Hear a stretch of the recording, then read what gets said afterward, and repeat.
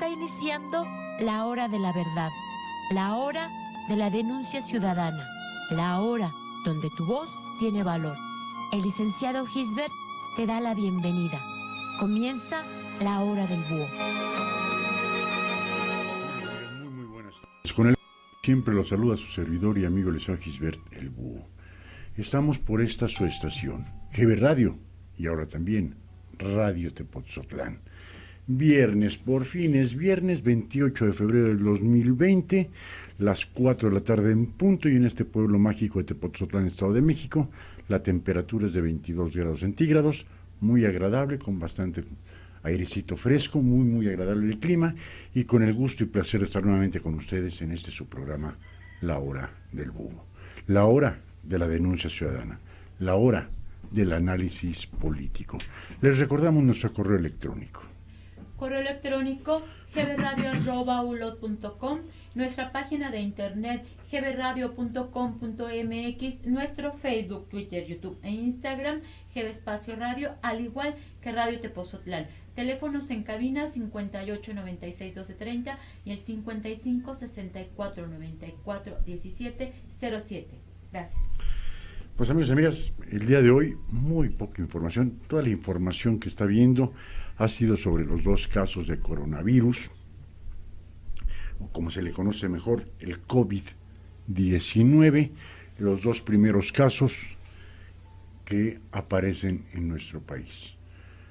Uno en la Ciudad de México y el otro en Culiacán, Sinaloa. Problemática esta situación. La Organización Mundial de la Salud dice, eleva a muy alto el riesgo de expansión global del COVID-19.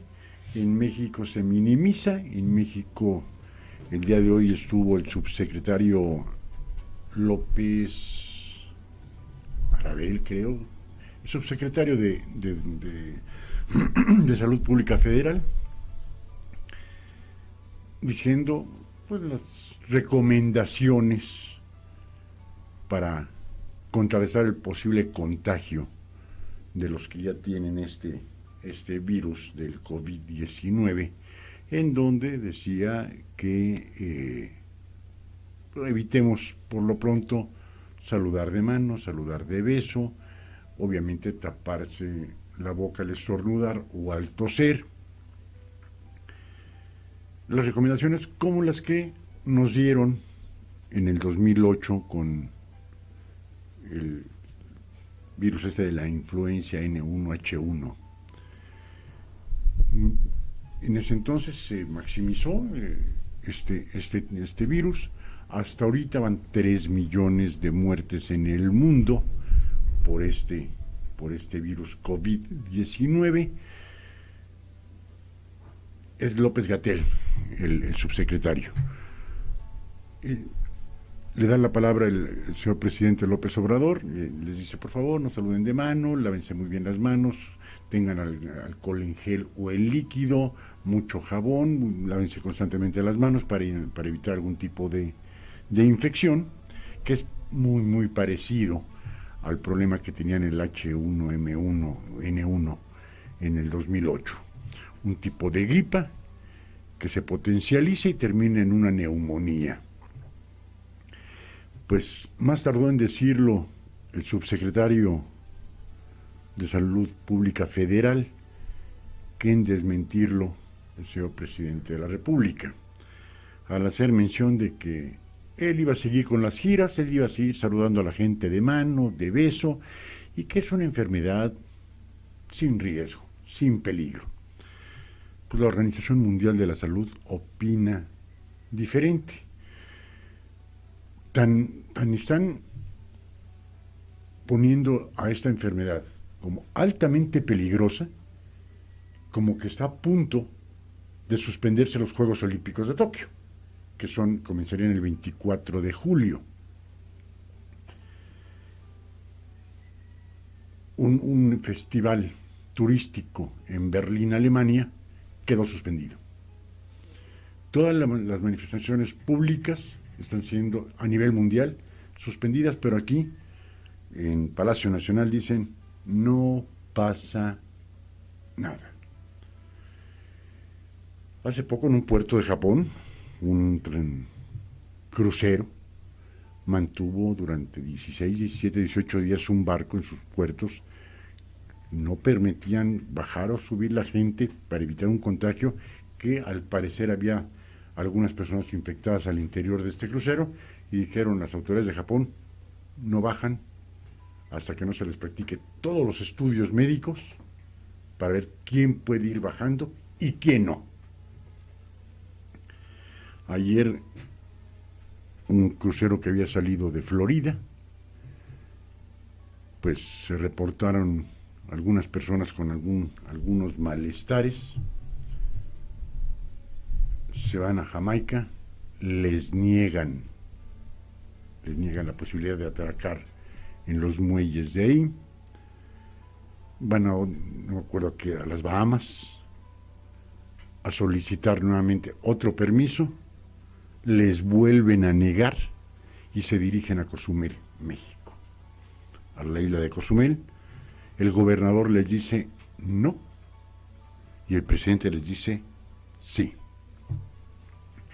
Creería que ahí le asumía la razón al señor presidente de la República por cuestión humanitaria.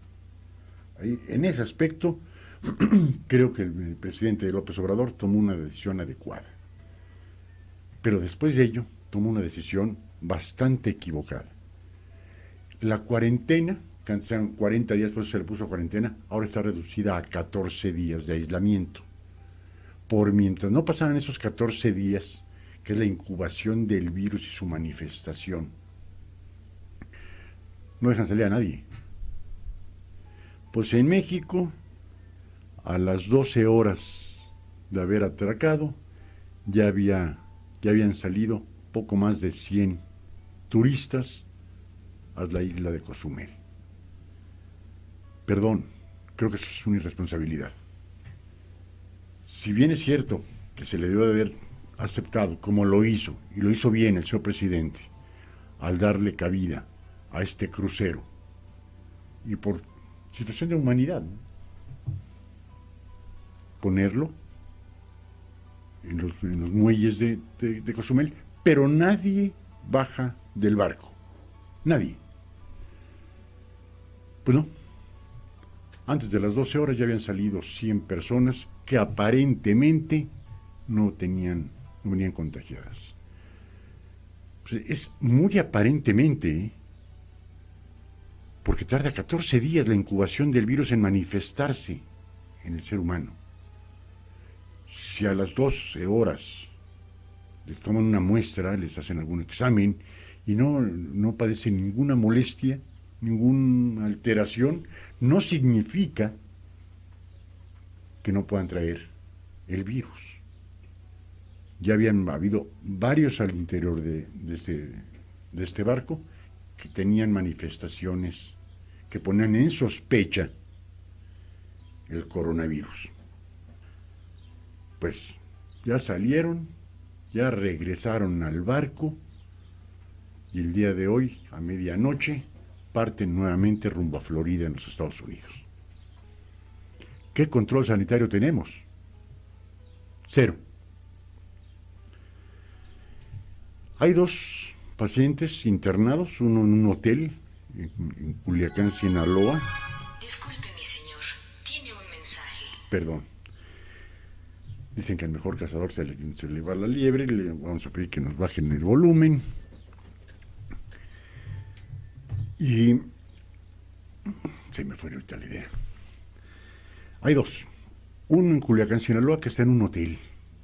Hagan ustedes ese mendigo favor.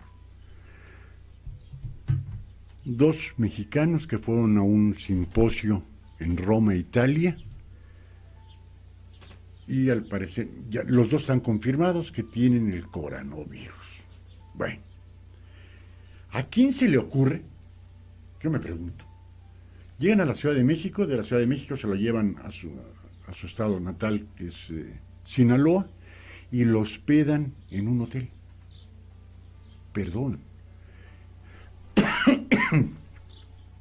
Y las normas sanitarias más elementales, ¿dónde? ¿Con cuánta gente tuvo roce, contacto, estos dos pasajeros que vinieron desde Roma a la Ciudad de México, de la Ciudad de México, de ahí se trasladó a Culiacán, Sinaloa? ¿Con cuántas gentes no tuvieron contacto? En el mismo aeropuerto, en la recepción del boleto del avión, al introducirse al avión, con las azafatas que dan el servicio al interior del avión, con los pasajeros que estaban junto, adelante y atrás. No tienen ni la más remota idea. Uno es un hombre de 35 años y el otro es un hombre de 41. Me quiero imaginar que tendrían familias y que los fueron a recibir al aeropuerto, y hay que checar ahora también a las familias. La única diferencia entre el hombre que se quedó en la Ciudad de México y el que se fue a Culiacán es que el que se quedó en la Ciudad de México sí lo metieron al Instituto Nacional de Enfermedades Respiratorias y ahí está aislado. Nos dice el subsecretario López-Gatell que no hay problema. Perdón.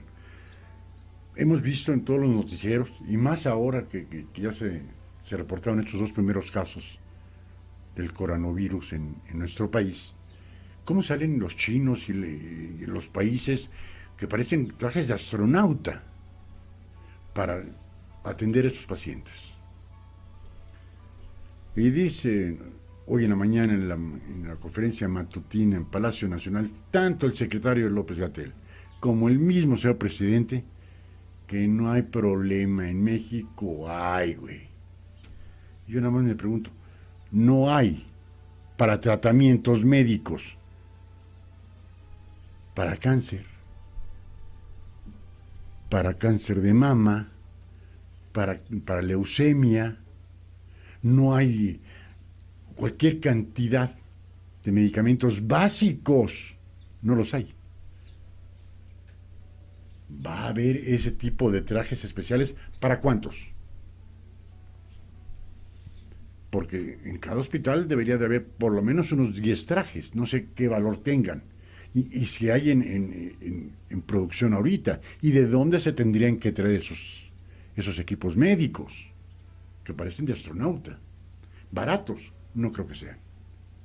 Ahora, ya lo llevaron a un hospital, al hospital de enfermedades, Instituto Nacional de Enfermedades Respiratorias. Tuvo que haber pasado varios filtros este paciente. La entrada, ingreso, la caja, el médico tratante, las enfermeras que lo acompañaron, el laboratorio en donde le tomaron las muestras de sangre.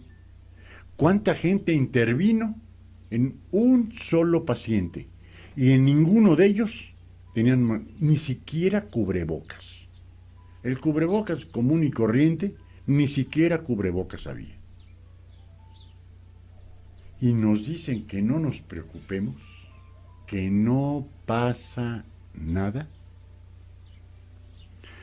Y al paciente que se fue a Culiacán, Sinaloa, pues lo metieron en un cuarto de hotel. 14 días. Yo me quiero imaginar, en un cuarto de hotel tendrán las herramientas médicas bastantes y suficientes para darle la atención adecuada a ese connacional, que no se fue de vacaciones, no, fue a hacer un curso de especialidad en Roma, Italia, para tener un mejor ingreso, para subir de puesto, para lo que sea. No fue de vacaciones. ¿Se contagió? ¿A cuántas personas pudo haber contagiado desde el aeropuerto de Roma, en el avión, en el aeropuerto internacional Benito Juárez y en el mismo hospital a su ingreso? ¿Cuántas personas pudo haber infectado? Se jactaban de que en México no llegaba el coronavirus, que bueno, es que tenemos una fortaleza increíble. Estaban dos. Pero esos dos, ¿con cuántas personas se rodearon hasta que se comenzó a diagnosticar la enfermedad como tal? Y en los dos ya está diagnosticada. El COVID-19. Y nos dice el presidente, no pasa nada. Pues la Organización Mundial de la Salud, que me quiero imaginar, ya saben que el búho es mal pensado, ha de conocer un poquito más de esto. Dice, la OMS eleva a muy alto el riesgo de expansión global. Y aquí el presidente de la República dice, no pasa nada. Bueno, tan pasa que por 2 pacientes la bolsa de valores en México cayó. Y como consecuencia, el dólar subió a más de 20 pesos por dólar. En un día, ¿eh? Y porque han habido 2 casos. Y esto no es culpa del presidente. Eso hay que ponerlo más en claro. Es culpa en un momento determinado el tratar de desvirtuar la peligrosidad. Al menos de que esa sea una enfermedad que lo hayan ocasionado los fifís, ¿no? Los conservadores, los neoliberales, con tal de atacar la cuarta transformación y a su persona. Es una situación delicada. ¿Cuál es el siguiente paso de la infección del coronavirus? Que se complica con neumonía. Y si esos 2 pacientes son fumadores, pues hay que comenzar a decirles adiós. Porque bajan sus defensas y la neumonía avanza en grados gigantescos.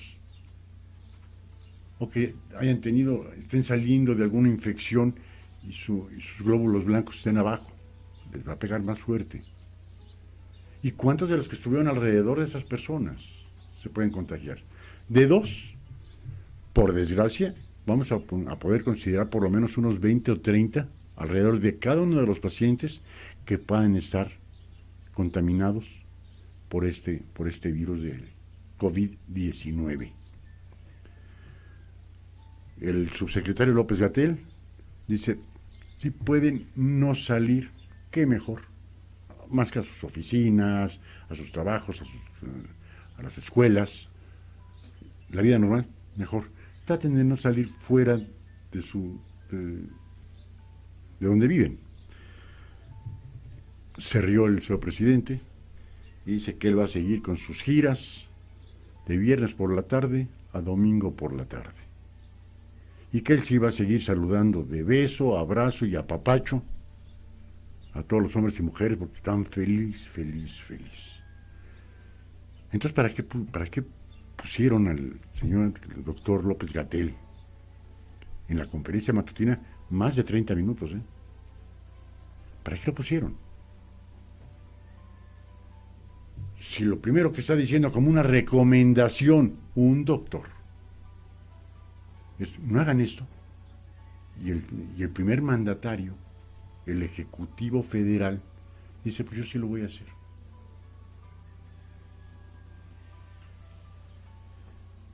No entiendo.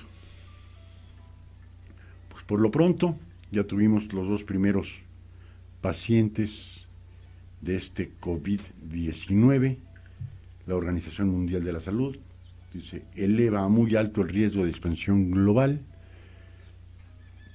Para finales del próximo mes de marzo, determina el Comité Olímpico Internacional si se suspenden, no se posponen, no, si se suspenden los Juegos Olímpicos de Tokio, que va a ser una pérdida económica brutal para ese país y para el Comité Olímpico Internacional. ¿Por qué? Por la cercanía a China, país que en un momento determinado se piensa que ahí fue el inicio de este COVID-19. A ese grado estamos hablando. De parar una justa olímpica, de suspenderla. Vámonos. No hay Juegos Olímpicos en el 2020. Y lo determinan dependiendo de cómo esté creciendo este virus, se suspende o no. El próximo mes lo vamos a saber. Dice, la Organización Mundial de la Salud elevó hoy el riesgo de expansión global de coronavirus causante del COVID-19 de alto a muy alto, tras detectarse el primer caso en África, la última región del planeta donde por ahora no se había dado ningún caso. El director general de la OMS hizo este anuncio en rueda de prensa tras confirmar que fuera de China se han detectado hasta ahora 4.351 casos en 48 países, con primeros contagios en México, Nigeria, Nueva Zelanda, Dinamarca, Estonia, Lituania y los Países Bajos, entre otros, en las últimas 24 horas. El riesgo, muy alto, solo había sido establecido hasta ahora en China, donde en los últimos 3 días se han diagnosticado menos casos nuevos que en el resto del mundo. Pues vamos a seguir sin darle la importancia, ¿no? Recordemos que en esta cuarta transformación, por desgracia, la salud no es lo primordial, ¿eh? Y sin salud no hay vida. Y sin vida se acaban los políticos, es lo único bueno. Los niños que no tienen medicamento para la leucemia, que se aguanten el 1 de diciembre. Ya los van a traer el 1 de diciembre. Ya nada más les faltan 9 meses. Se pueden aguantar. A las mujeres con cáncer mamario, que se aguanten 9 meses. Que sé que hacerles una mastectomía para hacerlo radical. Bueno, no pasa nada. Pero, que alguien en el poder no vaya a tener un nieto, porque entonces hay que ir a Houston. Está en chino y dicen, no pasa nada, los hospitales gubernamentales no están preparados para este tipo de problemas. No sé cuánto cuesta un traje tan sofisticado como el que se ve, sobre todo en China, que parecen auténticos astronautas. Económicos, no creo que sean. Si no hay dinero para traer quimioterapias, va a haber dinero para traer ¿cuántos uniformes de estos? ¿Cuántos? Miles de uniformes de estos. ¿O es que los médicos, las enfermeras, los afanadores de los hospitales, la seguridad de los hospitales, el área administrativa de los hospitales, no vale la pena, hombre?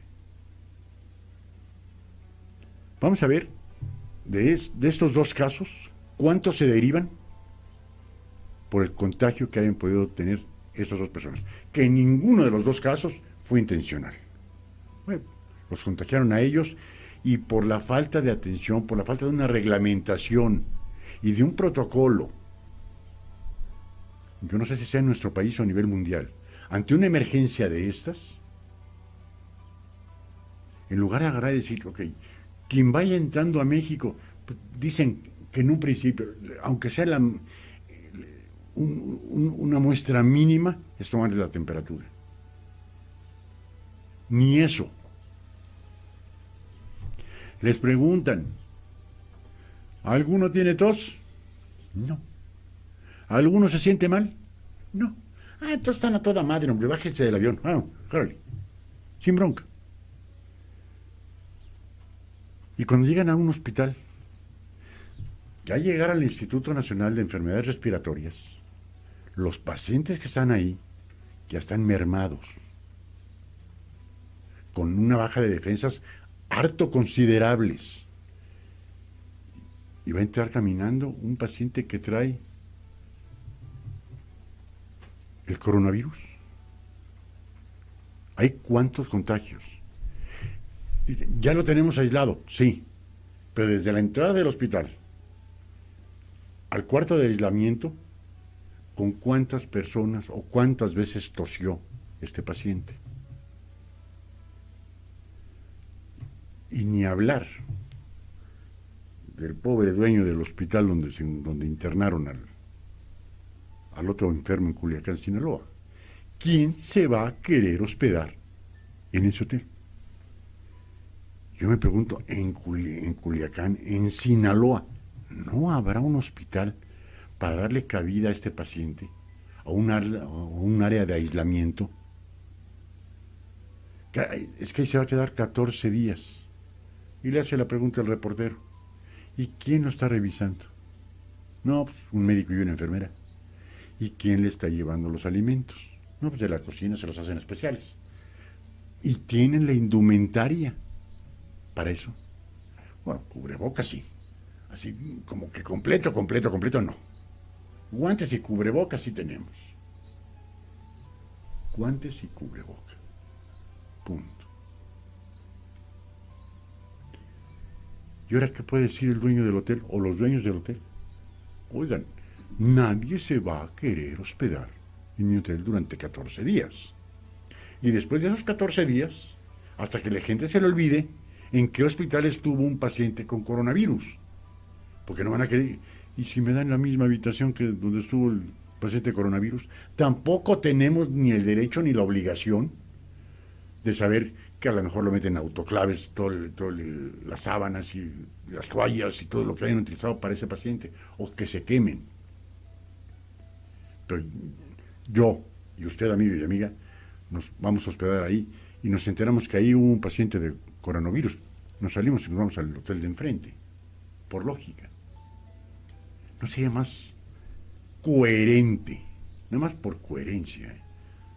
Ya ni siquiera por inteligencia, porque está difícil que los políticos alcancen esa madurez, ¿no? De llevarlo a un hospital de infectología, en donde hay cualquier cantidad de áreas reservadas para la supuesta cuarentena, que son 14 días. Pero no. Vamos a ver qué es lo que sucede. En vía de mientras, hay que recomendarle al señor subsecretario de Salud Pública Federal que antes de tomar el micrófono le comente, le diga al señor presidente qué es lo que va a hablar, para que no le lleve la contra y se ría. Porque alguien con tantita dignidad, un doctor, un profesionista de la salud, se para y el presidente se ríe y dice: no pasa nada. Bueno, 3 millones de muertos en el mundo. Eso es cero. Hay que hacer la vida normal, no pasa nada. Bueno, la Organización Mundial de la Salud dice lo contrario. Yo voy a darle la mano, besos, abrazos a la gente, porque la gente está feliz conmigo. Entonces, ¿para qué ponen al subsecretario a hablar? Lo hemos dicho hasta el hastío. Aquí hay que decir las cosas que le gusten al señor presidente López Obrador. Por lo que no les gusta, o es fifí, o se ríe. Estamos hablando de la salud. Y de la salud, no solo de los niños con leucemia, no. No solo de las mujeres con cáncer mamario. Estamos hablando de una deficiencia en el sistema médico gubernamental espantoso. Es que mi seguro popular, olvídense del seguro popular. Acuérdense, este año no va a haber ni seguro popular, ni INSABI, ni madres, hasta el 1 de diciembre. Igual que en el 2017 y principios del 2018, el 1 de diciembre del 2018 cambia México. De tercer mundo a primer mundo, punto, se acabó. Pues tampoco es cierto. Y tampoco va a ser cierto que de aquí a diciembre se solucione el problema de medicinas. El secretario de Salud, que no sé para qué está, mejor habla el subsecretario. O no sabe, o no le dan chance, o ya lo castigó el presidente. El secretario de Salud, hace quizás un mes, dijo, de que lo dijo, en unos cuantos días más, en el municipio más apartado del país, no va a haber desabastos de medicinas. Aquí vinieron unas pacientes, unas mujercitas con cáncer. Y estaban en el Hospital de la Mujer, si mal no recuerdo, en la delegación, pero el municipio de Miguel Hidalgo. Pues en el municipio de Miguel Hidalgo, en la capital de la República, un municipio en los más lejanos, en los más retirados, casi despoblados del país, van a haber medicinas. Pues en la capital no había. Un inmunodepresor, en un municipio tan lejano como es Tlalnepantla, tampoco. ¿Dónde está? Ahora falta que se diga que el coronavirus fue hecho a propósito por los conservadores para alterar el buen gobierno de la Cuarta T. Y no lo pensaría ni tantito de que esos dos pacientes con este padecimiento, donde tengan un nivel socioeconómico medianamente aceptable, lo compraron los conservadores para desacreditar el sistema médico de México. Le van a aventar la bronca a los conservadores, a los neoliberales, a los fifís y a los chayoteros. Pues vamos a ver qué pasa con esto. México ya tuvo los dos primeros. Lo difícil es que entrara el primero por la falta de un control total, de la desinformación total de las autoridades en el manejo de esos tipos de pacientes. Y vamos a ver. Y la falta de indumentaria para el trato de este tipo de pacientes. Vamos a ver si no se desencadena contagios ya masivos y que estas dos personas que padecieron este virus la libren bien. Van a estar 14 días aislados, uno en un hospital y de especialidad, el Instituto Nacional de Enfermedades Respiratorias. Antes era el Instituto Nacional de Enfermedades Pulmonares y le cambiaron a respiratorias, y el otro en un hotel. Ese me quiero imaginar que tiene un peor pronóstico. El diagnóstico ya está dado, coronavirus, pero el pronóstico creería que no es muy satisfactorio, que digamos. Pero eso es lo que dice la Organización Mundial de la Salud. A lo mejor no sabe lo que dice. A lo mejor tienen mejor información el gobierno de México. En China, en 15 días armaron un hospital para 1,000 camas. En 15 días. Aquí en un año, 3 meses, hay un desabasto generalizado de las medicinas. Del cuadro básico, punto. 13 meses contra los chinos, ya sabemos por qué los chinos tienen esa economía. Ya sabemos por qué. En México no crecimos, decrecimos el 0.1%. Es el menos. Está bien. Pues vamos a ir al corte, amigos y amigas. Y aquí viene un dato muy interesante de Jorge Cepeda Patterson, que dice: el 9 de marzo no es a favor o en contra de AMLO. Aleluya. Alguien ya lo dijo. No es en contra del presidente, que las mujeres están hasta la madre de ser agredidas.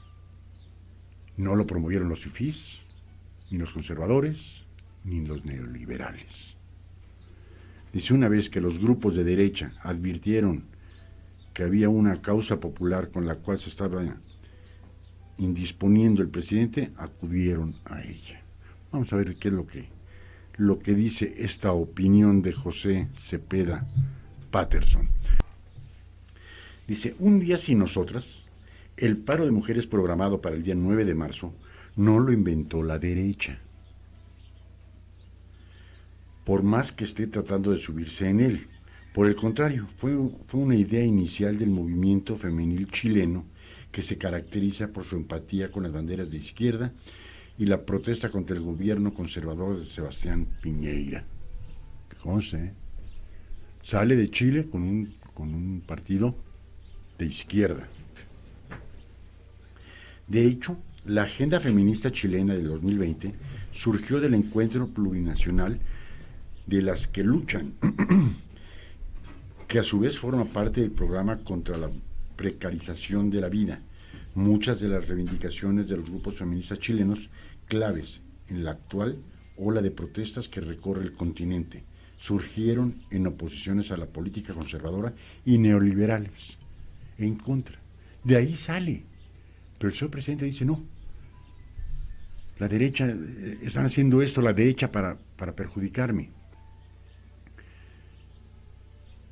Ahora vamos a ver qué tanto va a polarizar estos dos nuevos casos de coronavirus con lo que va a suceder de este domingo en 8 y el lunes siguiente. El 8 de marzo, Día Internacional de la Mujer, que con coronavirus o sin coronavirus van a desfilar cientos de miles de mujeres en nuestro país. Punto. Hoy se la libró el señor presidente, se la sacó de la manga. Hoy no hubo ningún movimiento feminista por ahí, no hubo alguien que le hiciera preguntas qué es lo que se va a hacer con estas marchas. Todo fue coronavirus. Vamos a ver si no se polariza.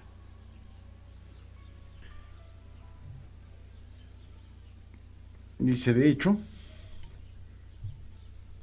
ay, me salió aquí, espérenme tantito.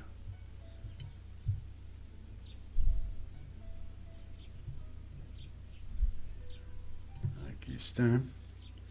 En México incluso, gran parte de la lucha de las mujeres, particularmente en lo que toca a temas de aborto, sexualidad, equidad de género, se ha dado históricamente en confrontación con las políticas tradicionales sostenidas por la derecha católica. Ya ven cómo la derecha no se pudo haber montado y o manejado a las mujeres. Ojalá. No creo que eso se lo enseñen al presidente porque se molestaría. Provide y organizaciones similares, y tampoco podemos olvidar que a la legislación y las políticas públicas de la Ciudad de México, gobernada por la izquierda desde hace más de 20 años, han sido precursoras en todo el país en temas de equidad de género, libertad y derechos femeninos o tolerancia sexual. ¿Cómo diablos, entonces, hemos llegado a la percepción de que un gobierno que se declara a favor de los derechos de los oprimidos y las víctimas sea considerado opuesto a este movimiento que clama en contra de los feminicidios? Eso es increíble, y es la verdad. No es a favor, no es en contra. Es el movimiento de las mujeres que dicen ya basta, y que normalmente eran en contra de gobiernos neoliberales o conservadores. Ahora el señor presidente dice que no, que esos movimientos están siendo patrocinados, el movimiento está siendo manejado por el partido neoliberal o conservador, cuando la historia de esos movimientos dice que van en contra de esas formas neoliberales. ¿Cómo es posible que la derecha conservadora ahora esté buscando cosechar políticamente una bandera contra la cual siempre ha estado confrontada? Pero es que esto no se lo dicen al señor presidente, o no lo quieren leer al señor presidente. Las razones son varias, desde luego, pero la principal, a mi juicio, tiene que ver con la percepción distorsionada de parte del presidente López Obrador. Asumió desde el primer momento que la indignación y las protestas por el auge de los feminicidios obedecía en gran medida al peso que le otorgaron medios de comunicación como el Reforma y columnistas adversos con los cuales parece estar obsesionado. Punto. Y ahí aquí yo le quitaría el parece. Cualquier cosa que diga Reforma, el señor presidente lo descalifica en su totalidad. Y sobre los columnistas adversarios, pues podemos ver qué fue lo que le pasó a Carlos Loret de Mola, qué le pasó a Víctor Trujillo, y qué le va a pasar próximamente a Carmen Aristegui. Y no sé por qué todavía no tocan ni a Ciro Gómez Leiva ni a Joaquín López Dóriga, porque son columnistas adversos, y no porque estén en contra de la figura de Andrés Manuel López Obrador, sino simple y sencillamente porque piensan diferente, porque todos tenemos el derecho a disentir con la forma de pensar de quien sea, de nuestra pareja, de nuestros hijos. No nos podemos poner de acuerdo. Vamos a decir a todo que sí, pero y sí, en efecto, esos espacios difundieron tales temas, pero también lo hicieron muchos otros medios, corrientes de opinión y público en general, impactados por el dramatismo de los casos y el incremento del fenómeno del feminicidio, que deja una terrible sensación de indefensión en el ciudadano de a pie. Siempre hay intereses que intentan llevar agua a su molino, pero el agua no tiene la culpa de eso. Claro. Y lo hemos dicho y lo vamos a cumplir de aquí al día 9. Vamos a estar hablando de la marcha de un día sin mujeres. Como lo hablamos el día lunes, en donde la señora Gutiérrez Müller puso en su Twitter, nadie le dijo, y él lo puso apoyando el paro nacional de las mujeres en protesta de los feminicidios. Y en la tarde dijo, vamos a apoyar a AMLO. ¿Qué se necesita? ¿Por qué meter al presidente López Obrador en esto? Es responsabilidad mínima, pero tiene en tener un secretario de Seguridad Pública Federal que no da pie con bola, y hoy nuevamente dijo que este grupo de personas que estaban moviéndose para el día 8 y día 9 era originariamente de derecha, de los grupos, y lo dijo de grupos neoliberales. O le compran la idea al presidente o pierden su chamba. Aquí no hay mucho de dónde escogerle. O piensan exactamente igual o se les acabó la carrera. Recordemos, va a ser un año, que el secretario de Hacienda dijo, no puede ser posible lo que dice el señor presidente. El presupuesto que está programando el señor presidente es inaceptable. Su renuncia. Punto. Antes se decía que las finanzas del país se llevaban en Los Pinos, cuando la Secretaría de Hacienda estaba en Palacio Nacional. Ahora se llevan en Palacio Nacional porque la Secretaría de Hacienda no está en Palacio Nacional. Hay una legítima preocupación real y legítima al margen de los que intentan ponerse la medalla, interpretar el fenómeno como si se tratase de un malestar inflado o creado por los impresentables. Impide ver lo que hay detrás. Y lo que hay detrás es muchísima gente preocupada por la vulnerabilidad en la que se encuentran sus hijas, sus hermanas, todos y todas. Punto. Ahora, lo decíamos también.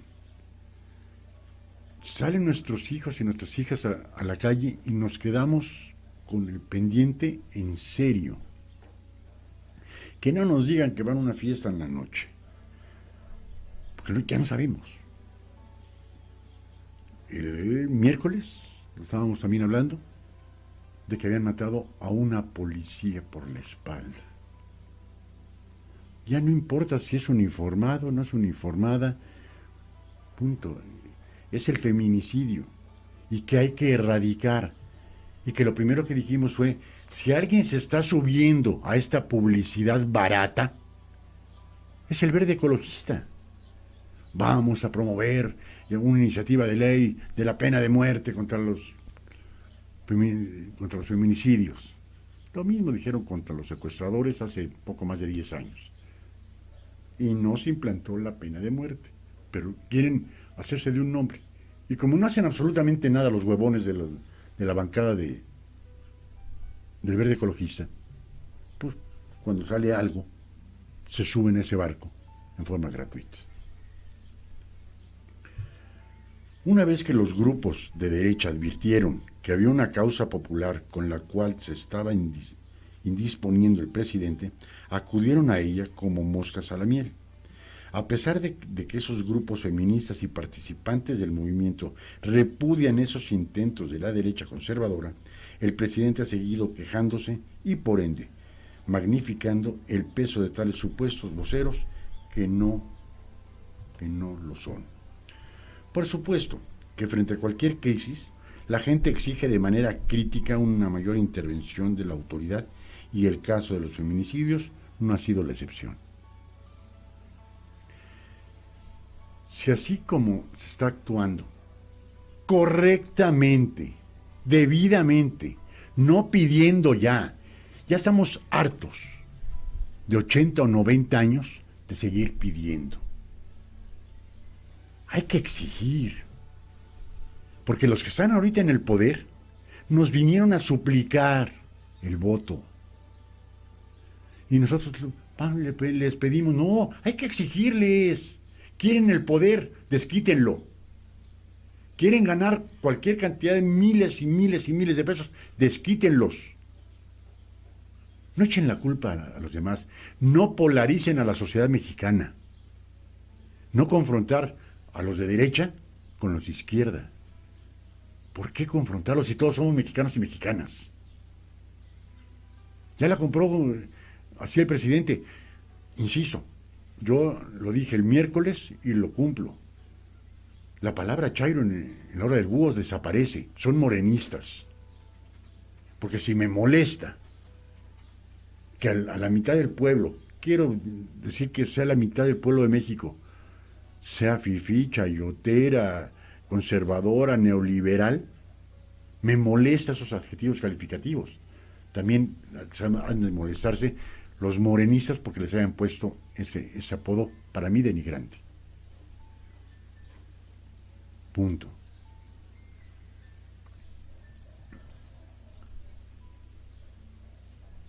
A ver. Dice, pero lo mismo se hizo en contra de gobiernos panistas y priistas por motivos de pederastia o feminicidios en Juárez. Y no había por qué echarle la culpa en ese entonces al PRD, partido en el cual militaba el actual presidente de México. También se le pusieron al brinco, y con justa razón. Vamos a exigirles. Punto. Cumplieron o medio cumplieron, pero también a los panistas, a los priistas, a esos gobiernos, también el pueblo no les pidió, les exigió. Y en ningún momento me recuerdo yo que ni PRI ni PAN le ha echado la culpa al PRD o al PT. No existía Morena. Pero ahora, que está Morena, ahora son los conservadores. Me quiero imaginar que ya está hablando también del PRD, ¿no? Ya no está él ahí, pues ahora también es de derecha. Cuando yo pensaría que es de centro izquierda, al igual que el PRI. El único que pudiese ser de centro derecha, pudiese ser el Acción Nacional y Movimiento Ciudadano. Los demás, al menos Morena, es de extrema izquierda. Punto. El gobierno de la Cuarta T tenía todo para hacerse eco de esta preocupación, ponerse al frente de ella y emprender acciones puntuales y políticas públicas para atenderla.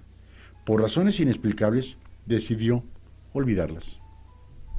Peor aún, la interpretación de muchos es que ahora pretende boicotear las protestas y oponerse a ellas, o de qué otra manera entender la campaña no al paro nacional impulsada por los círculos oficiales y primordialmente por la señora Beatriz Gutiérrez Müller, esposa del señor presidente. Todavía hace 2 días, con la imagen difundida en Instagram por Beatriz Gutiérrez Müller, esposa del presidente, en la que apoyaba el paro del 9 de marzo y las declaraciones iniciales favorables de mujeres conspicuas de la Cuarta Transformación, incluyendo a la secretaria de Gobernación, Olga Sánchez Cordero, a la jefa del gobierno del DF, Claudia Sheinbaum, o Luisa María Alcalde, es así, no sé quién sea. Parecería que terminarían imponiéndose estos vasos comunicantes entre las reivindicaciones feministas y la agenda social progresista. Pero el mensaje de arrepentimiento de la señora Beatriz, horas más tarde, al subir a Instagram el póster de la campaña contra el paro, dejó sin margen de acción al resto de las mujeres vinculadas a Morena para participar en el movimiento del 9 de marzo. Desde luego, hay motivos respetables para estar en desacuerdo con un paro nacional de mujeres. Hay quienes argumentan que la lucha contra el feminicidio no pasa por la segregación de hombres y mujeres, sino por el combate contra el machismo, y que tanto hombres como mujeres somos partes del fenómeno y también sus víctimas. En ese sentido, un paro de mujeres haría pensar a muchos por la exclusión en una confrontación de género, cuando no lo es. El tema es debatible y escapa a los límites de este espacio. Hay razones comprensibles y respetables para decidir participar en el paro o para no participar en él. Lo que es absurdo es hacerlo o no hacerlo porque se trata de estar en contra o a favor de López Obrador. Estar con la derecha o estar contra ella. Un terrible falso dilema. Aquí se está hablando claramente. El movimiento feminista ha ido en su normalidad en contra de gobiernos neoliberales y conservadores. Pero ahora que se encuentra un gobierno de izquierda, pretende hacer creer a la ciudadanía que son los gobiernos neoliberales o conservadores los que auspician este movimiento. Y no lo es así. ¿Por qué cambió de forma de pensar la señora esposa del presidente? ¿Quién sabe? Quizás el señor presidente de la convención, ¿no? Vaya usted a saber. Este está bien interesante, este artículo, en donde se dice el 9 de marzo no es a favor o en contra de AMLO. Es a favor de que se aplique la ley. Es a favor de que se proteja el derechos de hombres y mujeres. Es a favor de que ya no haya más violencia en contra de mujeres. Nada más. Si eso se cree que por pensar así se es neoliberal o se es conservador, grave error. Vamos a ver en qué deriva este 8 y 9 de marzo. Insisto, creo que el señor presidente no tolera, no permite que alguien piense diferente a él. Y viene la crítica de la prensa internacional. Dice: el divorcio de López Obrador con la prensa internacional, lluvia de críticas y una furiosa respuesta. Este fin de semana fueron publicados al menos 3 artículos en donde prestigiosos medios internacionales criticaron al gobierno de la Cuarta Transformación. El estilo de gobernar de Andrés Manuel López Obrador no solo ha acaparado los titulares en la prensa mexicana, sino que ha traspasado las fronteras. Y ahora importantes diarios como The Guardian, Financial Times, The Wall Street Journal y hasta la publicación médica de Lancet, entre otras, han criticado severamente algunas de las estrategias implantadas en el llamado gobierno de la Cuarta Transformación. Los prestigiados diarios de Wall Street Journal y The Financial Times dedicaron este fin de semana 2 columnas en donde cuestionaron la forma de que el presidente mexicano coaccionó a los empresarios para comprometerse a comprar cachitos de la lotería, en el que se rifará el costoso avión presidencial, aeronave que estuvo guardada durante más de un año en un hangar de California para que fuera vendida, pero no hubo ningún comprador.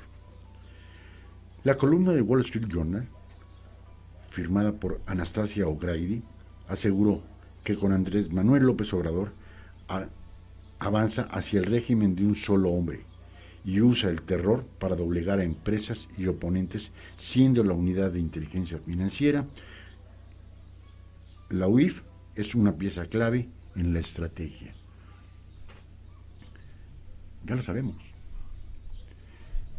ya no quise sacar más artículos que aquí tengo guardados del avión presidencial. No se podía vender, y lo dijimos desde hace cualquier cantidad de programas. No se puede vender por el simple hecho de que todavía no se termina de pagar. De una rifa del avión presidencial, que no se va a rifar el avión presidencial. Invitar a 100 empresarios mexicanos para que compraran 2,000 millones de pesos en lo que denomina el presidente cachitos de lotería, de los cuales de esos 100 solo 75 aceptaron, y de esos 75 se juntaron 1,500 millones de pesos que no van a ser ni para pagar el avión ni para a ver para dónde se van a ir, pero hasta el 15 de septiembre. Antes nos olvidamos de médicos, nos olvidamos de hospitales, nos olvidamos de equipo médico, nos olvidamos de todo. De aquí al 15 de septiembre. El periodista destacó que la cena en la que López Obrador comprometió a los empresarios a comprar millones de boletos tiene un tufo de ilegalidad, totalmente. Huele mal, y hasta fue visto como un acto descarado de extorsión contra los empresarios porque el gobierno reparte concesiones y condona impuestos. O'Grady señaló que tras bambalinas las cosas son aún peores, a medida que la ley es usada para propagar terror entre los oponentes, y para ello una herramienta clave, la unión, la unidad de la UIF. Ahorita les digo que es la UIF, la Unidad de Inteligencia Financiera. Señaló que la unidad ha presionado a comisionados de órganos autónomos y ministros de la Corte para que renuncien, como fue el caso de Eduardo Medina Mora, para poder colocar a personas cercanas del presidente. De por sí en nuestro país el presidencialismo ha sido atroz. El PRI, 77 años de poder, siempre con la autoridad máxima del presidente de la República. El PAN fue una buena oposición y un mal partido en el poder, pero también el presidente manda, punto, se acabó. Pero tan exagerado como lo es en la actual administración, yo no recuerdo haber visto una exageración de poder tal como es en esta. Violándose cualquier cantidad de leyes. Voy a cerrar el nuevo aeropuerto. No tengo forma. Bueno, hago una consulta popular. Perdón, la consulta popular no está legal. La tuvo que haber sido avalada por el Instituto Nacional Electoral para que hubiera sido avalada. Primero tuvo que haber pasado por el Congreso de la Unión. Se aprueba. Pasa al INE para que la lleve a cabo. No. Unas cuantas pinches casas de campaña que dé su opinión quien quiere y cuantas veces se le venga en gana. Y en ciudades en donde o no hay aeropuerto, o en poblados en donde nunca se han subido un avión, ni saben de las necesidades de un aeropuerto, ahí se hicieron.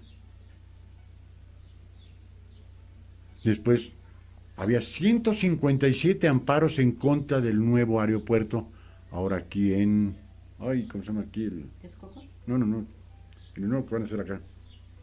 No te les digo, Santa Lucía. 157 amparos. Ya se estaban concediendo 3 suspensiones definitivas. ¿Así? Por seguridad nacional. Punto. Un plumazo y una firma del señor presidente. Por seguridad nacional se requiere el aeropuerto en Santa Lucía. Se quitan los amparos, ¿eh? Si es por seguridad nacional, quedan sin efecto los amparos.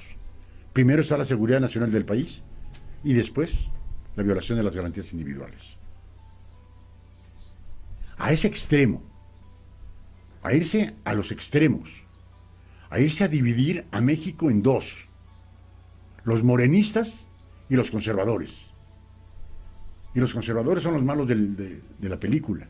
Y los morenistas son los buenos de la película. El pueblo bueno, como le denomina el presidente. Insisto, que se nos olvide las palabras ridículas, farsantes de fifís chayoteros. También. Si se quita chairos, hay que quitar también los otros. Morenistas y conservadores, punto. O neoliberales, como se le quiera poner. Que para el caso es lo mismo. Pero ojalá y esos apodos queden fuera de la jerga política de nuestro país. Y que, ¿para qué quieren secretarios de Estado en esta cuarta transformación? A ninguno le hace caso.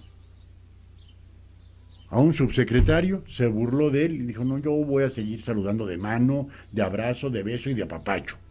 Porque el coronavirus vale madres. No pasa nada. 3 millones de muertos. No pasa nada.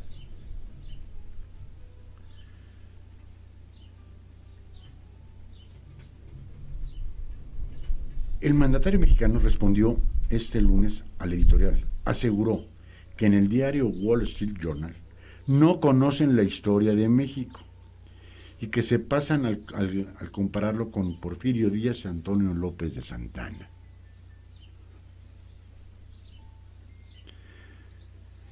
Fue un dictador, Porfirio Díaz, 30 años en el poder. Fue un dictador el PRI, claro, 77 años en el poder. Pero hay que ver qué es lo que hizo Porfirio Díaz por México, ¿eh? Nada más. Y Antonio López de Santana. Es un tema muy, muy controversial.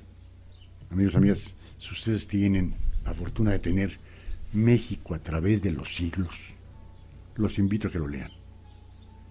Para que vean que Antonio López de Santana lo único que hizo fue entregar el territorio que había sido vendido por 5 millones de pesos oro. Pero, no fue en dinero, fueron en armas para el entonces presidente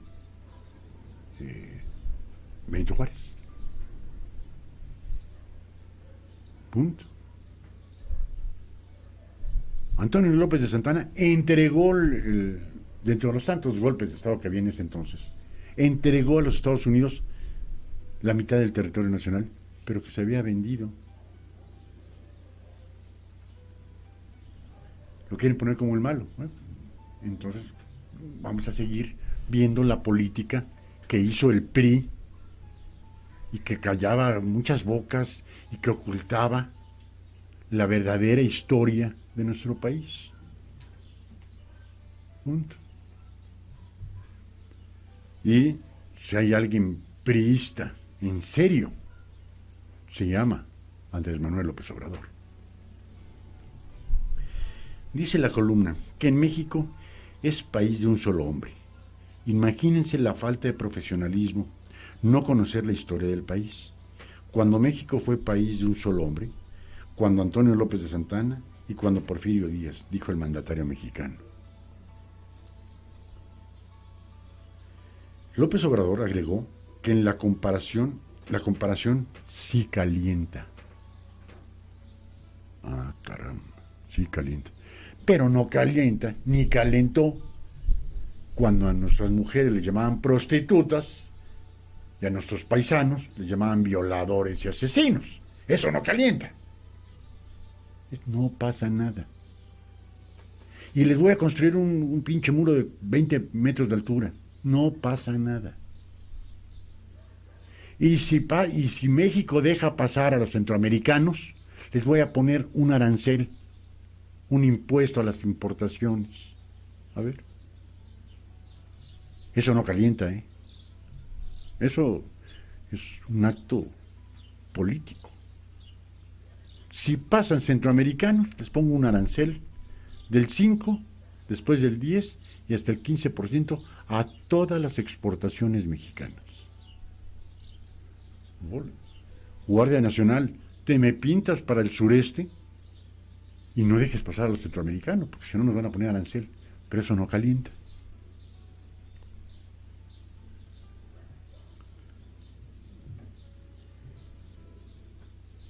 Pues Santana fue presidente 11 veces y Porfirio Díaz en 34 ocasiones ocupó la presidencia.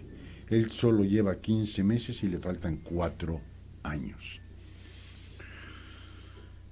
Ay, ay, ay.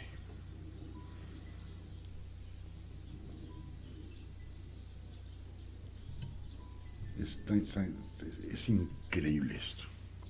Sin embargo, The Wall Street Journal no fue el único que criticó al mandatario por la escena de donde los empresarios cooperaron, entre comillas, con el gobierno de la Cuarta Transformación para rifar el costoso avión presidencial.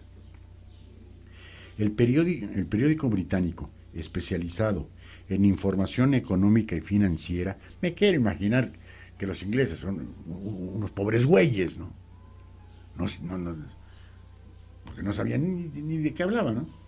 Dice el periódico británico especializado en información económica y financiera, el Financial Times, también dedicó una columna al respecto. El texto firmado por Jude Weber comienza con una cita del empresario Bosco de la Vega, quien a su salida de la cena con el presidente aseguró: son los tamales más caros de mi vida.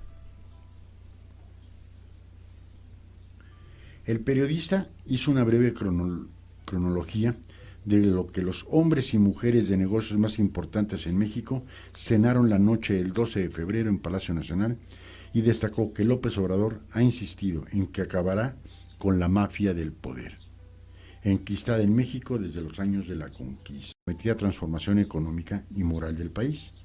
Sin embargo, la mayor parte de las inversiones permanecen en espera y las empresas actúan de manera cautelosa. Se necesita ser un sabio, ¿no?, para decir, hubo un crecimiento de menos 0,1%. Y dice el señor presidente que el Financial Times no sabe lo que dice, no conoce la historia. No la conoce. Por eso no se invierte en México ni la iniciativa privada ni la iniciativa extranjera, porque no saben qué es lo que va a pasar en México. Y ante la desconfianza, no van a exponer su dinero para que el día de mañana digan, se acabó. Punto. Dice, la periodista destacó que algunos de los empresarios convocados a la cena tenían sus agendas llenas o se encontraban de viaje de manera conveniente, pero quienes acudieron al llamado presidencial se tragaron sus dudas ante el temor de que el gobierno pueda crearles cualquier tipo de problema.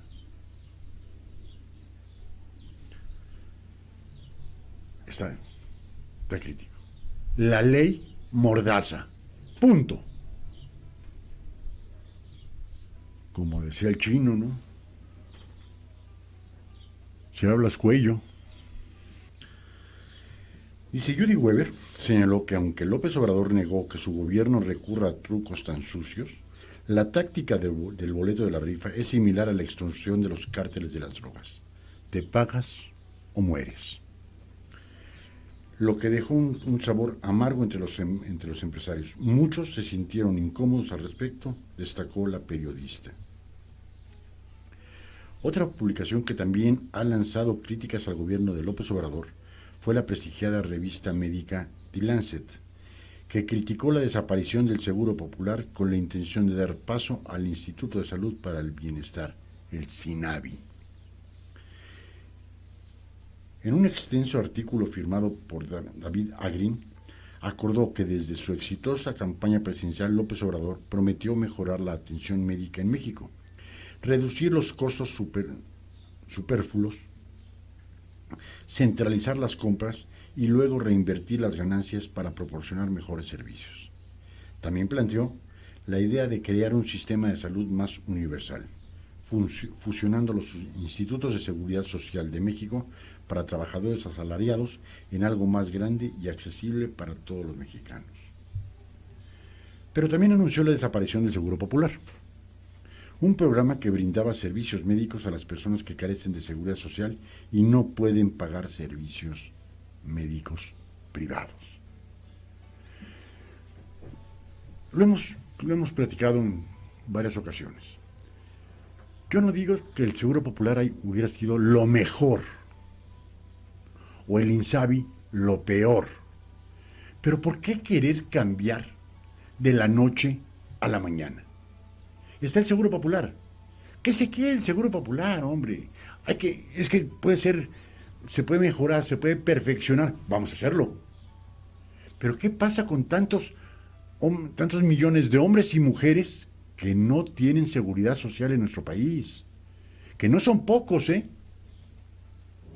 Y que de la noche a la mañana, del 31 de diciembre del 2019 al 1 de enero del 2020, el Hospital General de México, en donde realmente va la gente más necesitada, va la gente más pobre de la capital, de costarles 70 pesos una consulta, costarles 430 pesos una consulta. A ver, en lugar de agarrar y decir, ¿saben qué? El Seguro Popular va a desaparecer al 1 de diciembre del 2020. Ahorita va a seguir funcionando para ir haciendo las adecuaciones prudentes, necesarias, con la calma que requiere el asunto tan importante como es la salud en México. Pero no, todo quiere ser de la noche a la mañana. En el primer año de gobierno quieren hacer cambios radicales. No se puede, no es viable. Ahora, ¿qué pasa con la gente que iba al Seguro Popular? Pues se quedó como el perro de las dos tortas, sin Seguro Popular y sin INSABI, porque lo van a adecuar para que comience a funcionar adecuadamente el 1 de diciembre del 2020. Y en ese ínter, ¿qué pasa? ¿Por qué querer cambiar todo de la noche a la mañana? ¿Por qué querer agarrar y decir todo lo de atrás es malo y solo lo mío es bueno? Lo de atrás fue bueno, regular y malo. Vamos a quitar lo regular y lo malo y vamos a quedarnos con lo bueno. La cuarta transformación tendrá lo bueno, regular y malo. Pues quitar lo regular y malo, quedarnos con lo bueno. Pero no, es hacer las cosas precipitadas, como si llevaran prisa. ¿Por qué tenía que decir el señor presidente si el 1 de diciembre del 2018 manifestó bajo juramento y protestó cumplir y hacer cumplir la Constitución y las leyes que de ella emanen? Para febrero dijo, no me voy a reelegir. Perdón, si lo habías dicho el 1 de diciembre y la Constitución así lo dice. Voy a enviar una cartita. Perdón, no necesitas una cartita, la Constitución lo dice. Lo voy a hacer certificado ante notario público. Perdón, no es necesario, la Constitución lo dice. Y a cada rato, cada vez que puede, dice, no me voy a reelegir. Cuidado. Cuidado, porque tanto va el cántaro al agua hasta que se rompe. Dice, la publicación destacó que tras el anuncio de la desaparición del Seguro Popular, el Instituto de Salud para el Bienestar ha tomado su lugar prometiendo proporcionar cobertura integral para todos, en cualquier hospital o clínica que pertenezcan al Sistema de Salud Pública de México, y sin costo alguno para el paciente. Algunos especialistas consultados por el autor del artículo señalaron que lo primero que hizo el Seguro Popular fue legislar en estos servicios de salud, ya que no serían caridad, sino que se convirtieron en un derecho. Dijo Octavio Gómez Dantes, investigador del Centro para la Investigación de Sistemas de Salud del Público Nacional, Instituto de Salud en Cuernavaca. Nunca pensamos que era una solución definitiva. La idea siempre fue que eventualmente crearíamos un sistema universal, pero paulatinamente. Hacer las cosas pensadas, hacer las cosas con personal altamente calificado, así de fácil, porque nos dicen, que el secretario de Comunicaciones y Transportes, una eminencia, sí, pero es ingeniero eléctrico, hombre. Que el director de Petróleos Mexicanos, que es una persona sumamente honesta, sí, pero es agrónomo. ¿Y qué creen? Que en este primer año perdió 18,000 millones de dólares Petróleos Mexicanos. Y le seguimos echando la culpa a los de atrás. Yo no sé si lo soy era bueno o malo. Que era ratero, no, tampoco me queda duda. Pero por lo menos era la principal fuente de ingresos del país. Ahora, ridículamente orgullosos, decimos que son las remesas de los connacionales que envían a sus familiares a México, porque en su país, en su México querido, no tienen oportunidades de trabajo. Ahora es la principal fuente de recaudación de divisas. Antes era petróleos, ahora ya no. Dice, diseñado e implementado por el entonces secretario de Salud, Julio Frenk, la creación del Seguro Popular condujo a un impulso 4 veces mayor en el gasto en salud entre el 2003 y el 2015. Creó un fondo, el Fondo de Protección contra Gastos Catastróficos, para cubrir los costos de enfermedades catastróficas como la mayoría de los cánceres, VIH-Sida, destacó la publicación. Hace 15 días estuvieron aquí una asociación civil para el SIDA. Y en esa semana que está concluyendo, ya se manifestaron los pacientes con VIH de que ya no hay fármacos. Y sin los fármacos, se mueren. Ya no hay para el cáncer, se van a morir. Ya no hay para el cáncer de mama, se van a morir. Según Salomón Chertovinsky, exministro de Salud y anteriormente comisionado nacional del Seguro Popular, el Seguro Popular evitó alrededor de 1 millón de mexicanos cayeran en dificultades económicas debido a gastos médicos de emergencia. Pero los críticos, incluidas las personas cercanas a López Obrador, han visto durante mucho tiempo el Seguro Popular como una privatización y calificaron al programa como neoliberal.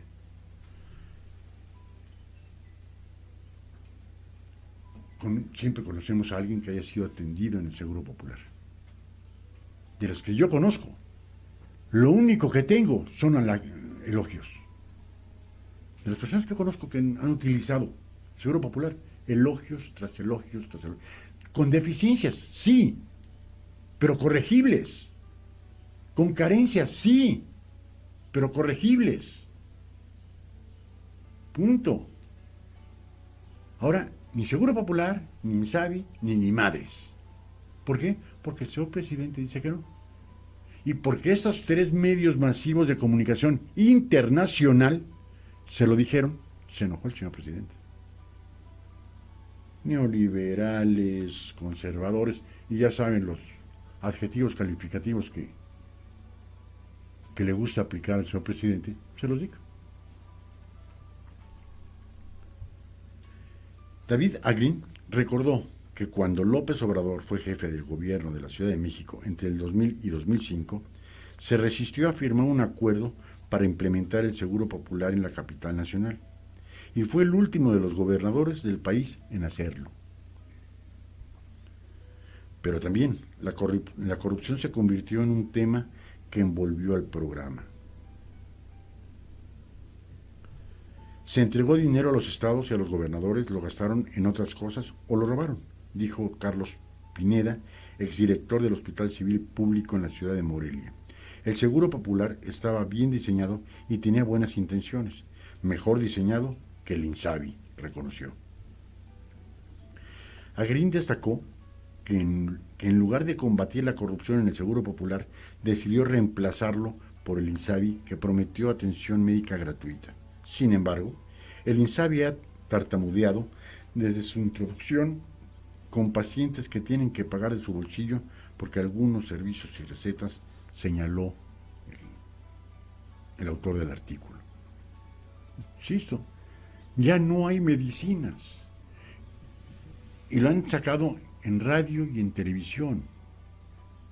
Han tenido que pagar los familiares de los pacientes la indumentaria del cirujano, el hilo de sutura, las gasas, los medicamentos, todo lo tienen que pagar. Y quien iba al Seguro Popular o ahora al INSABI, no son neoliberales, no son conservadores, es el pueblo. Y que ese pueblo que iba al Hospital General a pagar 70 pesos por una consulta, de la noche a la mañana tenía que pagar 430.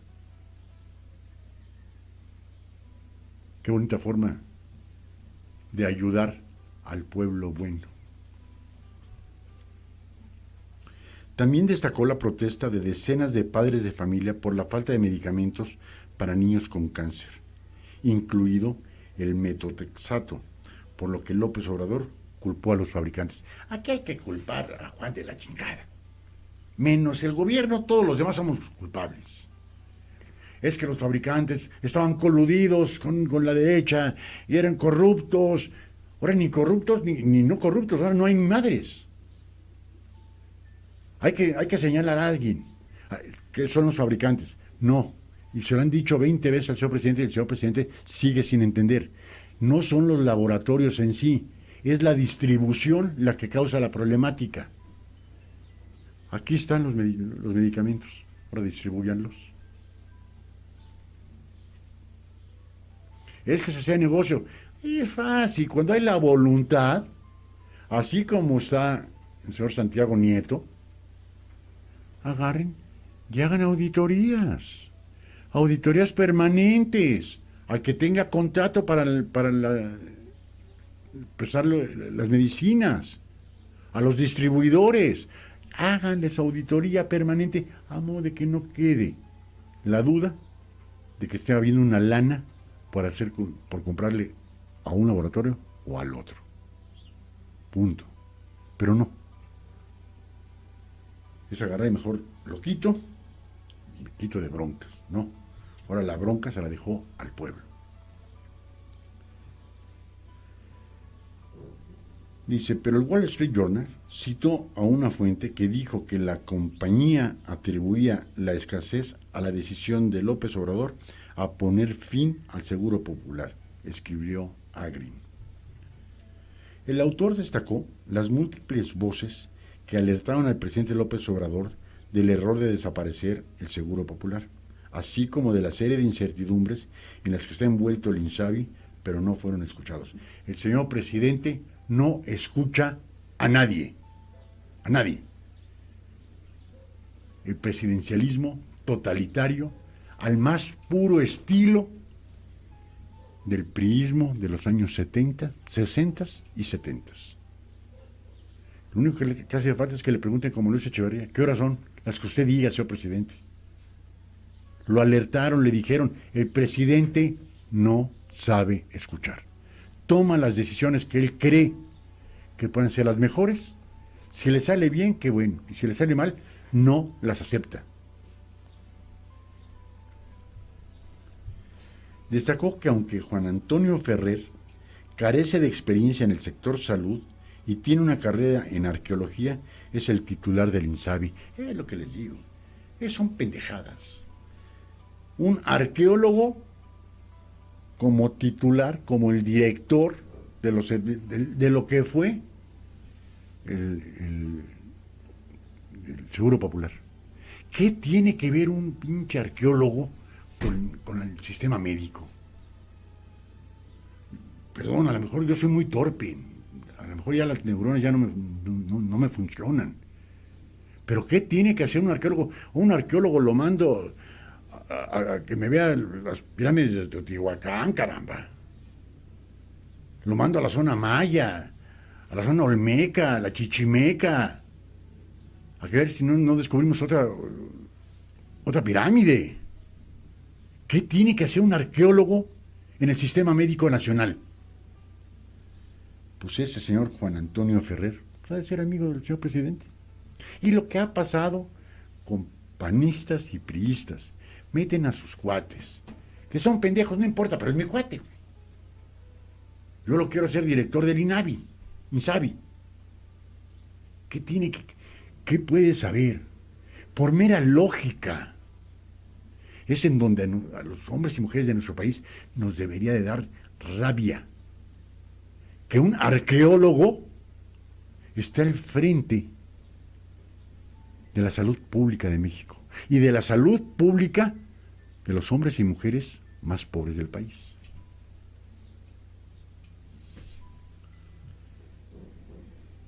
Estamos en manos de personas que no tienen experiencia en el sector salud, dijo Gómez Dantes. Muchos nombramientos se hicieron sobre la base de lealtad ideológica y no de capacidad técnica. Eso, más que obvio.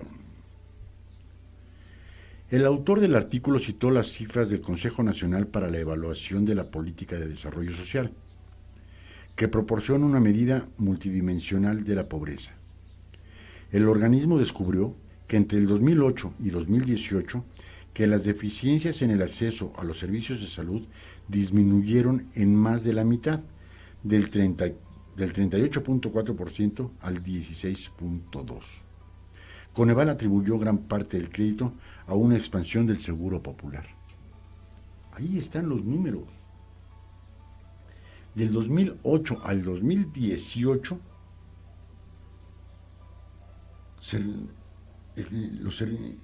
las deficiencias en el acceso a los servicios de salud disminuyeron en más de la mitad.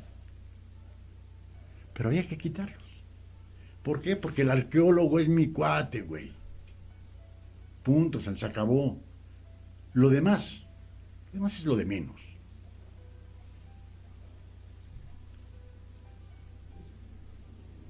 Por último, The Lancet señala que buscó una entrevista con Juan Antonio Ferrer, director del INSABI. ¿Pero qué creen? No obtuvo respuesta. Esa es la política de la mexicana. Pongo un ingeniero eléctrico en comunicaciones, pongo un ingeniero agrónomo en petróleos, pongo un arqueólogo en los servicios médicos de México, ¿y qué pasa? No pasa nada. Hay un solo cargo, uno, que creo que fue el adecuado, Marcelo Ebrard Casaubon. ¿Por qué? Porque es licenciado en Derecho y con especialidad en Derecho Internacional. ¿En dónde está? La Secretaría de Relaciones Exteriores. Punto. Otro que me quedaría cierta duda, no lo hubiera yo puesto ahí, y no dejo de considerar que es una excelente profesionista, la licenciada Olga Sánchez Cordero.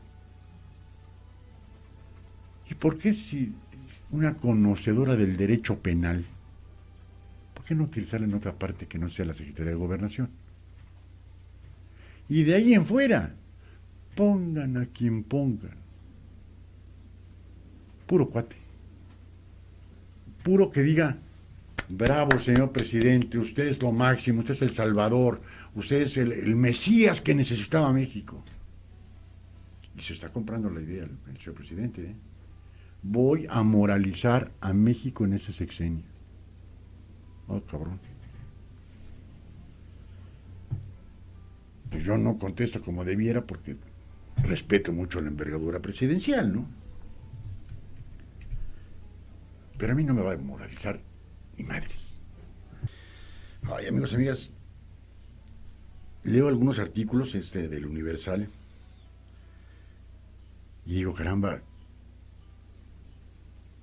no tendrán la precaución de informarle al señor presidente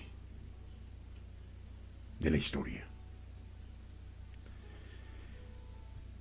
El Día del Ejército,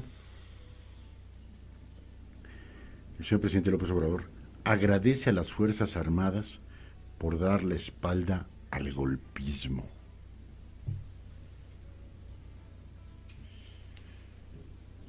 Siempre he sido un apasionado de la historia. Dice aquel pueblo que no tiene historia, no tiene futuro. Y nuestro país tiene una historia formidable. Hubo un secretario de Educación Pública que acaba de salir, Aurelio Nuño, que dijo, hay que quitar la materia de historia. Dije, este güey ya se pasó. Este quedaría perfecto también con el actual gabinete, ¿no? Pero era priista. Habría que recordarle al señor presidente que el último golpe de Estado que se dio en México fue hace poquito, ¿no? 1913,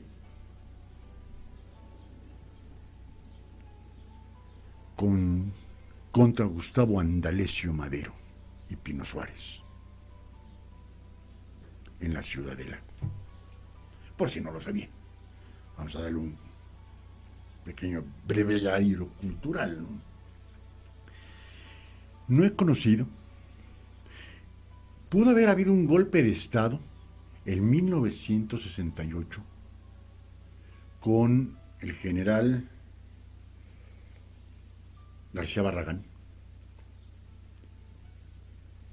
cuando se hace el 2 de octubre del 68.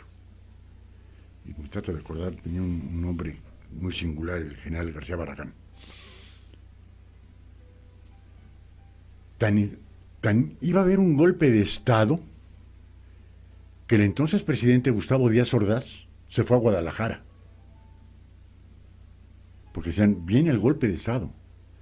Y las Fuerzas Armadas del país dijeron, no nuevamente un golpe de Estado. Y se quedaron firmes, apoyando, para bien o para mal. Pero no hubo golpe de Estado en 1968 y estaba planeado. Otro golpe de Estado que estaba planeado era con el general Félix Galván López. Tuve la oportunidad de conocerlo. Un general que no creo que llegara al 1.60. Pero caramba, lo que le faltaba de altura le sobraba de valor. Con López Portillo. Cuando dijeron golpe de Estado, dijeron, vamos a ser solidarios con el general de 5 estrellas y como el jefe máximo de las Fuerzas Armadas de México. Punto. Y que la votación decida. Eso fue, cuando iba a haber el golpe de Estado, fue en noviembre de 1982. Recuerdo, me comentaron, ¿no?, que la familia del entonces presidente López Obrador, López Portillo, estaba siendo vigilada, porque se decían golpe de Estado. Y la familia del presidente, todos en sus casas, ¿eh? Nadie salía porque no sabía qué iba a pasar ese noviembre del 82. Si iba a haber un golpe de Estado o no. Después de que el 1 de septiembre de ese mismo año se evaluó de 12.50 y se lo entregó a 16 pesos. Voy a defender al peso como perro. Y él lo toma a 16 pesos y lo entrega en 180. Después le pusieron el perro chillón, porque lloró como perro. De ahí a la fecha, nunca más se volvió a decir, ni con Miguel de la Madrid, el presidente más gris en la historia del país, bueno, hasta ahorita, quién sabe después del 24, ni con Carlos Salinas de Gortari, con todo y el desmán que organizó, ni con Ernesto Zedillo, con pasar la estafeta a Acción Nacional, ni con Vicente Fox, ni con Felipe Calderón, ni con Enrique Peña Nieto. Siempre el Estado ha sido solidario con el jefe supremo de las Fuerzas Armadas del país. Pero el entonces candidato a la presidencia de la República, desde el 2017, dijo, los militares a los cuarteles, los militares han robado, los militares han matado, denigrando a los militares, denigrándolos hasta decir ya, basta.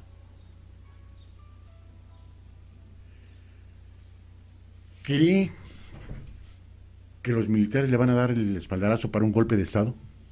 No. Las Fuerzas Armadas de nuestro país son fieles. Dice, les agradece por no haber dado un golpe de Estado. ¿Cuándo ha habido el peligro de un golpe de Estado en la actual administración? Puede haber habido un golpe de Estado en la toma de posesión. Me dijiste hasta el cansancio que los militares eran asesinos, que los militares eran rateros, que los militares a los cuarteles, que revisaban a los militares, sobre todo en el caso de Yotzinapa, que siempre era revisar a los militares. Y los militares tienen una sola pieza, ¿eh? Y desde 1913, con Victoriano Huerta, no ha habido un golpe de Estado. Agradece a las Fuerzas Armadas por dar la espalda al golpismo. Nos vamos a quedar, yo voy a leer un pedacito para el día lunes, si nos hacen el favor de acompañarnos, continuar con esto, porque es una falsedad. El decirle al pueblo que gracias al ejército no dio un golpe de Estado el ejército, ¿en qué momento? ¿En qué momento? No ha habido uno. Han habido cualquier cantidad de desastres, cualquier cantidad de ofensas al pueblo por parte del gobierno. Pero ¿quién es pueblo? ¿Quién realmente es pueblo? Es el ejército y la marina, ¿eh?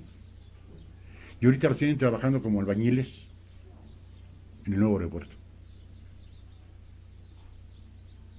Ahora sí que de amacuarros. Yo no sé, he platicado con Luisita, nieta de general. ¿Qué pasaría si reviven esos generales que eran generales, cabrón? Yo tuve la enorme fortuna de estudiar en el colegio militar. Y eso eran militares.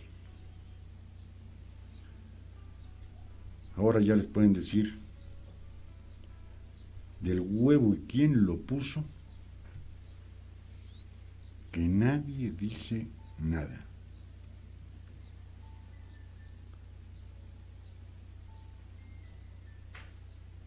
Y cita que gracias a los soldados y marinos por no escuchar el canto de las sirenas y dar la espalda al golpismo.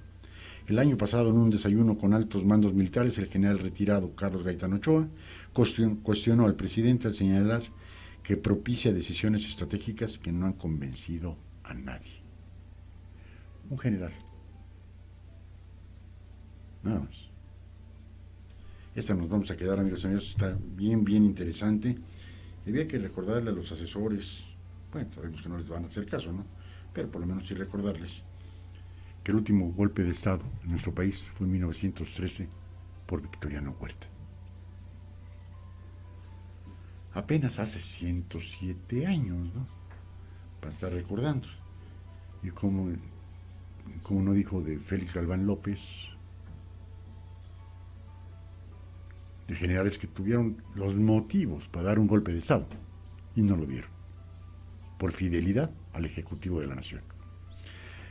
Amigos y amigas, llegamos al final de la hora del búho, la hora de la denuncia ciudadana, la hora del análisis político. Los invitamos a que continúen con la mejor música en inglés y en español de toda la radio. Y el lunes, si nos hacen el favor, los esperamos de 9 a 11 en los horóscopos con Lu. De 11 a 12, de corazón a corazón, por quien menos tiene y más lo necesita, y de 4 a 6 de la tarde, la hora del búho. Les recordamos que en unos 4 o 5 minutitos ya pueden compartir la hora del búho en nuestra página de Facebook, y a partir del día de mañana a esta hora ya estará en Instagram y en YouTube y en Twitter. Para quien nos quiera ver en esas plataformas, es editado, sin cortes comerciales, y en nuestra página de Facebook con los cortes normales, al igual que en la página de Radio Tepoztlán, ya lo pueden compartir. Ojalá y les pongan me gustan, ojalá y nos comenten, ojalá y nos recomienden. Su servidor y amigo Eliseo Gisbert el Búho les agradece infinitamente, deseándoles una excelente tarde y un muy feliz fin de semana. Buenas tardes.